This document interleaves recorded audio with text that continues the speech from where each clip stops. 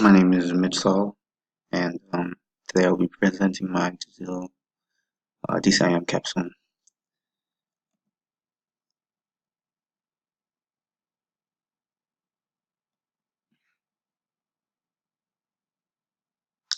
Okay.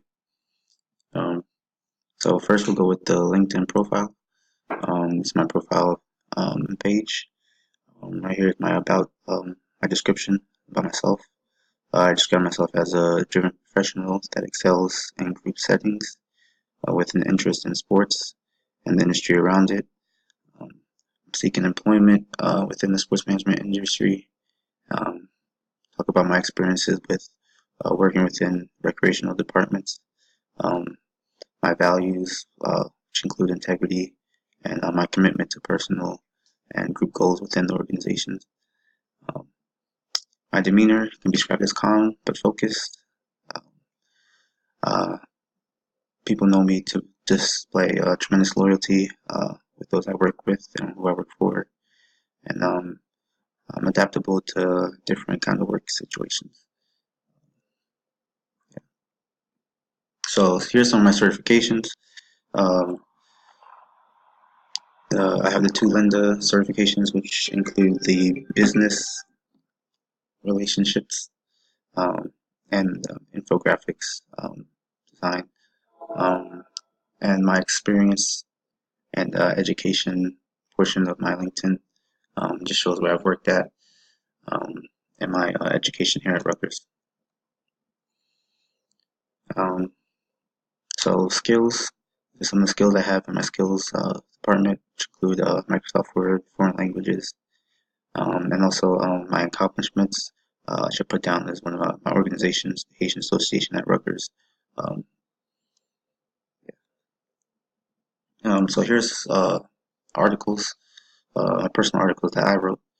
Um, this first one is talking about the potential end to the tanking era in the NBA. This article, I go into the recent NBA draft lottery, where I talk about um, the ramifications some of the new rules had in changing the way the odds for teams to get the top lottery pick. Um, this year, it's a pretty special year with Zion Williamson, who's a highly touted college prospect coming out of the draft, and he's consensus number one pick. So whoever would draft him would get him. So I just go into detail about that. Talk about how the NBA goes through their process and why this might hinder um, or uh, make teams forego tanking during the season. My second article, I talk about NBA Twitter. Um, NBA Twitter is basically just um, the interaction between fans and on the topic of the NBA and things that go on in the NBA. Um, Talk about its popularity, uh, about how their fan reaction online spreads the popularity of the NBA. Um, Specific examples I used in here were Damian Lillard, um, who recently had a big game-winning shot that kind of sent the social media sphere into a frenzy. Um, and as you can see here, there are memes generated on Twitter and other social media sites from his reactions to winning that game winner. Um, so yeah, and just talk about how the league is moving forward with attracting more attention um, to the basis of having their name out there in the public's mind. My third article is based on LeBron James's I Promise School. The I Promise School was uh, a team, basically a project he's been working on for a while since he's been in the NBA. But it's a public school in Akron, Ohio, where LeBron James grew up. And endeavor basically affords kids who would otherwise not have a chance at going to school with all the resources they need. This school provides them that. Um, this school has been uh, this two of the students at this school have been receiving um, great amount of attention because of how well they performed, and also um, just the fact that a superstar athlete like LeBron James is doing this kind of philanthropy is kind of amazing. Um, School offers also provides GED preparation for parents and all other amenities and benefits, which are great for families that are in socioeconomic disadvantages. Um, so yeah, this kind of really means a lot to LeBron James. He talks about how he grew up in Akron, Ohio, and how he knows how the children feel like. So um, I just go into detail about that. Um, my article responses. This first one talks about uh, sports apparel market, the outlook, perspective outlook. My thoughts on it were I like the outlook for it. I like how they talk about the increased investment that is expected in there. Um, I'm kind of interested to see if smaller companies um, will be able to capitalize as well as the giants, because we know like giants like Nike and Adidas will be able to succeed, especially with this kind of prospect.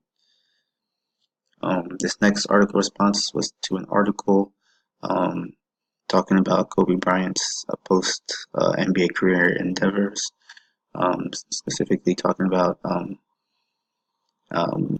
his venture into storytelling. I kind of picked up interest into his Dear Basketball series, which is meant for kids to learn how to game basketball and the values that it teaches.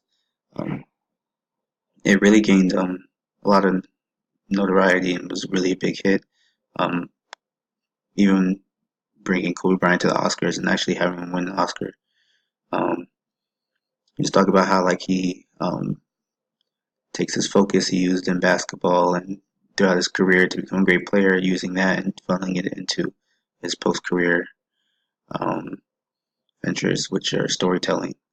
So I believe a lot of players could look up to that.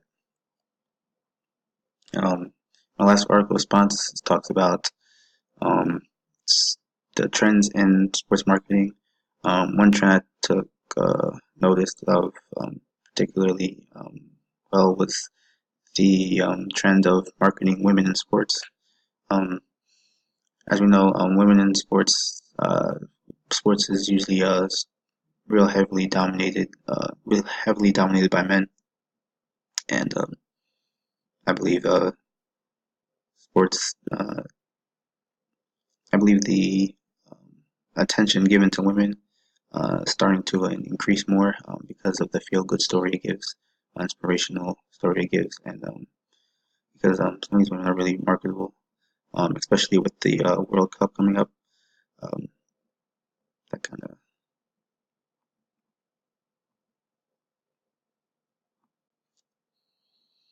um, so my network post replies, um, they consist of the first one on the far left is one by Aaron Robeson.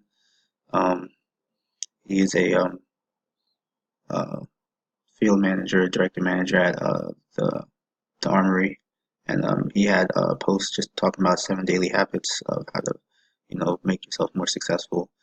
And I really thought that those are kind of things I can implement in my daily life. Um, Also, there was articles talking about Kyler Murray, first overall pick in the NFL draft. I just kind of talk about how must have been an interesting decision for him to move on from baseball and go to the NFL. And my last one to the far right is a post from one of my professors, um, Art Berg, talking about the recent death of Jim Havlicek, and he gave really good insight on the player that I didn't really get to watch. Okay. And this is my personal website. Right here is the homepage. As you can see, I manage my image with my profile pic on there. Um, Personality talks about me. So really, it's just a reiteration from my LinkedIn profile. Uh, Talk about where I've been, how I've gone up. It's a little more personal on my website, just because I have more room to maneuver. Interest page. Just talk about my various interests, which is sports, obviously. My organizations, which is HARU, Haitian Association of Rutgers University, and talk about my traveling places I've been to, just to give them an insight of what I do. Experience is just documents where I've worked and my education, similar to my resume, which is also linked on that page, um, as you can see, and also my own volunteer events as well. A contact page, which has my contact info, and a section for people to submit their contact info to me. Projects page, I have some of my DCIM projects I worked on, um, and links to the websites. Uh, and now I'll be going into my DCIM Capstone project. Um, so I did my DCIM Capstone on social media, specifically sports media, and how it's used, and see how it is more effective than traditional outlets. Um, so when we look at the population who is really on social media, most people in the United States are. Um, it's almost about around 80% of the people. 4 out of 5 people you run into will probably have social media accounts. Um, the demographic that really uses it the most would be um, adults ranging from 18 to 29. 88% of them use that, um, are actively on there. So how does that translate to sports? Well, we look at with the advancement of technology, the consumption of entertainment has become second nature to the younger generations, like millennials. Sports fans can access their content virtually through any social platform. As we see the numbers here, 42% of millennials watch sports highlights through YouTube and spend about 151 minutes on social media, um, as compared to watching TV. Um, 35% of millennials actually watch ESPN on TV, which is obviously less than those who prefer to go on YouTube, social media, and they also spend less time watching TV than they do um, on social media. So a survey asking sports fans or inquiring sports fans with which sports would they like to see on live stream on social media, and you can see that football is up there dominating as it is for the popular sport in the country. 47% of respondents saying that they would want to see that. Also baseball, 37% would want to see baseball live streamed. Um, Rounding out the top 5 would have been college basketball at 30%, want to see it live streamed on social media sites. Um, Top brands that are active on social media just shows like their engagements in the billions. And as you see, the top 5 on that list, 4 of the 5 of them are made up of sports-based brands and organizations. The only one not is National Geographic. Um, so yeah, there's a major emphasis for a lot of these sports brands to market on social media, and not just sports brands, but athletes as well. As you see here, I have just some of the top names on social media, with the most being Cristiano Ronaldo, a soccer player with 166 million. And with all that following, it's able to bring about more uh, more basis on